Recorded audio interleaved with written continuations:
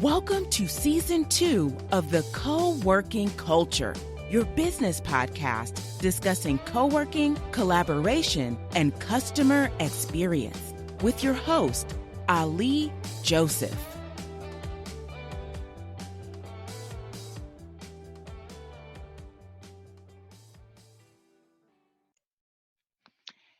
Hey, everybody. Welcome back to another episode of the Co-working Culture podcast. I am your host, Ali Joseph. I thank you guys for tuning in and sharing with us. Welcome to Season 2, Episode number 7, Top Collaboration Tools of 2020. Make sure that you guys are, of course, following us on social media, on our website, www.thecoworkingculture.com. We're also on Twitter. I'm on Twitter at I am Ali Joseph. But we are also on Facebook and Instagram at Coworking Culture. That's COWORKN Culture. You can follow us on social media for the latest tools, tips, and trends when it comes down to the co-working space and to the virtual space of business. I'm so excited to be here. This is the second to last episode second to last episode of season 2. We have one more episode after this episode, and then we will be fully completed with season 2. But don't fret, we will be back with season number 3. So definitely coming on for a third season. So excited. Cannot wait. I'm so thrilled. You guys have to hear it in my voice, but I'm very excited. So this is the second to the last episode for season 2, and you guys will have all of the access to all of the episodes on season number 2 at your fingertips on various platforms. We are on Spotify, we're on iHeartRadio, we're on iTunes, we're on Stitcher, all these different platforms, and I'm super excited to be on these platforms, and of course on our website, thecoworkingculture.com. So we're going to do a little bit of updating there. And of course, we are now have a business page for the Co-working Culture podcast on LinkedIn. So just type in the Co-working Culture podcast. We're sharing some trends, just like the content we're sharing on Instagram and Facebook. We're also sharing on LinkedIn as well. So still working and developing on that actual platform, but nevertheless, very excited. So let's go ahead and get into the topics here. And of course, make sure I let you guys know, make sure you guys are following me. Again, I'm on Twitter at I am Ali Joseph. I'm on Facebook I'm on Twitter and Instagram at I am Ali Joseph, and as well on Facebook at Ali Joseph too. So, and you can follow my website. You can follow my website, bit.ly/. I am Ali Joseph. So you can look up my information and learn more about myself as an entrepreneur, a speaker, and now a digital author. I'm so excited about my book that's coming out, my digital book that's coming out March of 2020. It is Your Co-working Guide, 10 self-assessment questions to determine your readiness for a co-working home. So for those of you out there that have been listening to season 2, if you've been listening to my podcast, you know that we focus on everything co-working, collaboration, and customer experience. However, this platform is dedicated to the over 3 million coworkers across the globe that works within a co-working community space. And so I want to share content, information, knowledge, and trends that will not only help you scale your business, but also help you to bring in revenue and to really get the best usage of your co-working experience at the co-working place that you are currently using.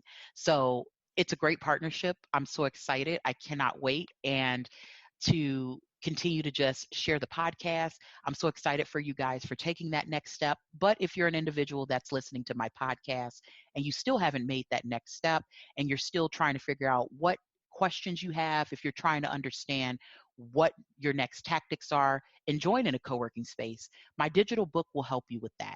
If a little bit of background about myself, I've worked in a co-working space for close to 3 years in Atlanta, Georgia. That's where I actually found the love of co-working and understanding the business model and seeing it transform over the last 5 to 10 years has been amazing, because these spaces have helped to reduce costs, but it has also helped people to scale their businesses. And if used the correct way, and if in the correct space for your direct needs, your business can go from a startup to an amazing business model just by simply utilizing the co-working space in the co-working business model. So my book is coming out. My digital ebook is coming out March 2020. More details will be on the Co-working Culture website at thecoworkingculture.com. So pre-sale will be going out soon. So of course, just make sure that you guys are following me on social media, so that way you can learn about the book. And of course, you can go ahead and grab your copy as soon as it is official on Amazon and Kindle. All right, so we're going to go ahead and get into the episode. Again, this is episode 7 of season 2, Top Collaboration Tools of 2020. So if you tuned into episode 6, we talked about work from anywhere collaboration trends of 2020. So that was more focused on talking about the different trends of what things to look for, especially in the co-working community. Smarter business rooms. We're talking about business rooms. We're talking about huddle rooms, meetings, really the best ways and the most efficient ways to really have a really great, tight collaboration team. That's so important, especially being in co-working spaces. That's with working with your teams, because typically all of your employees or your subcontractors or even your business partners aren't in the same co-working space. And for most part, they're remote. So you want to make sure that those remote relationships have great communication and they are providing the productivity and providing the results that you're looking for. One way to do that is to work with the best tools. So this episode, I have, of course, done my research, and I found a really great article that I thought was awesome from PCMag.com. So PCMag.com is a website that talks about the different tools and technologies, and they have a really great newsletter, and they talk about some of the best products to use when it comes to today's innovation and technology. And one of the actual articles that they talked about is, of course, the best online collaboration tools software for 2020.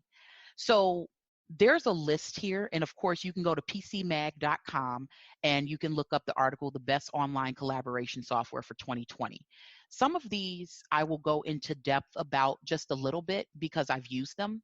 And so, just from my own experience, I can talk to you about them. Some of them I have not, but there are some that's actually made the list that I have various expertise in, and I've had the ability to utilize these softwares with working in corporate America and even outside of corporate America, but also as an entrepreneur.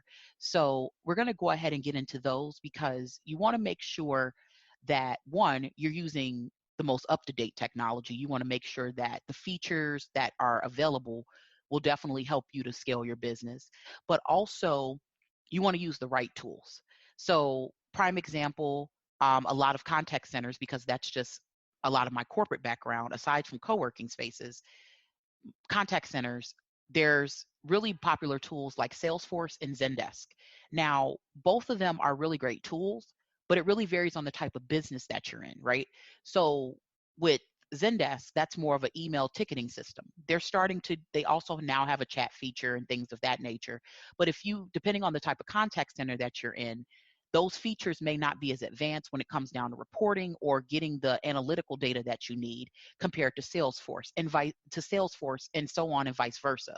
So not only just want to have you want to have the best technologies, but you want to have the right technologies for your business as well. And I think these organizations and these top trends and these top technology tools for the remote workers that we are in these co-working communities will definitely help you to determine and to have the best effective and efficient and most productive conversations and collaborations that you'll have with your business. So without further ado, I'm going to tap into a couple.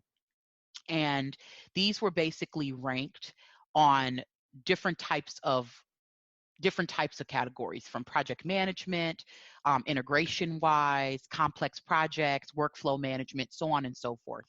And so again, I'm going to share some of mine so that way I can give you guys some insight. Some you may already know as well. But if there's some that's on this list that I don't talk about that you utilize, please feel free to share. I love to hear from my co-working community as well, and all of you 3 million people that are across the globe. I would love to hear from you on some of the tools that you're using to really enhance and strengthen your collaboration efforts. You can share that with me on Twitter in real time at I am Ollie Joseph. You can also go on again Facebook and Instagram and LinkedIn. Facebook and Instagram at Coworking Culture, COWORKN Culture.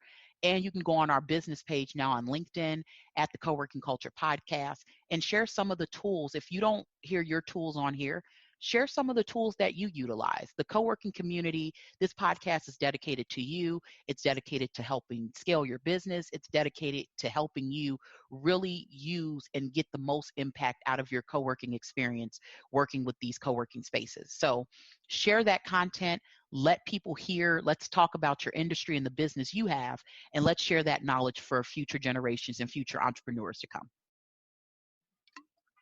All right. So getting into the topic here. So some of the best collaboration trends, right?